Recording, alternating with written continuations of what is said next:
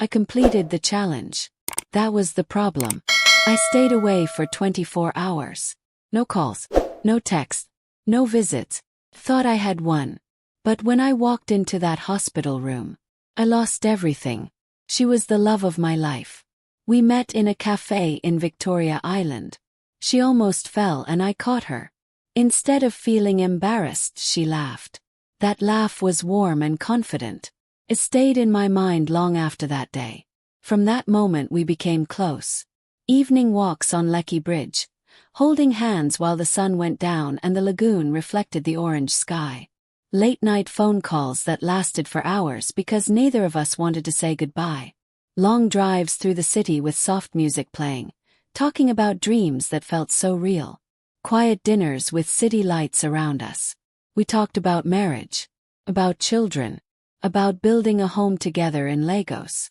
We made plans like we had all the time in the world. She believed in me. When work became stressful, she told me I was stronger than I thought. When I doubted myself, she reminded me of my goals. Loving her felt safe. Felt right.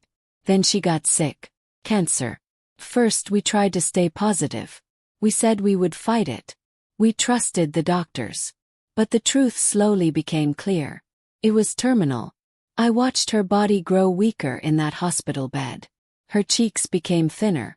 Her hands felt lighter in mine. Her voice became softer. But when she looked at me, her eyes were still full of love. The day before she died, she smiled at me in a strange, calm way. "I have a challenge for you," she said. "If you can stay away from me for 24 hours. No calls, no texts, no visits. Then I will love you forever." I laughed softly. I thought it was sweet. I thought it was romantic. I didn't know it was goodbye. I went home determined to win. I missed her but I stayed strong. I stared at my phone many times. I almost called. I almost drove back. But I didn't. Because I wanted to prove my love. 24 hours later, I dressed in the white shirt she liked. The one she always said made me look confident. I looked at myself in the mirror and smiled. I drove to the hospital feeling proud. I was excited to see her face. Opened the door. The room was too quiet. The machines were off. She was lying there. Ill. Peaceful. But gone. My heart felt like it stopped beating. There was a small note beside her bed. My hands were shaking when I opened it.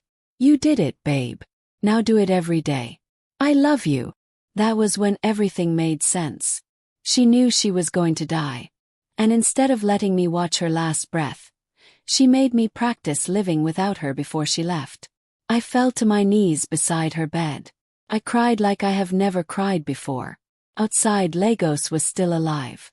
Cars were moving. People were laughing. The city lights were shining. But my world had ended.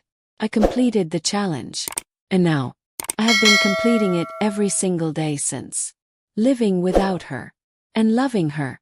Forever.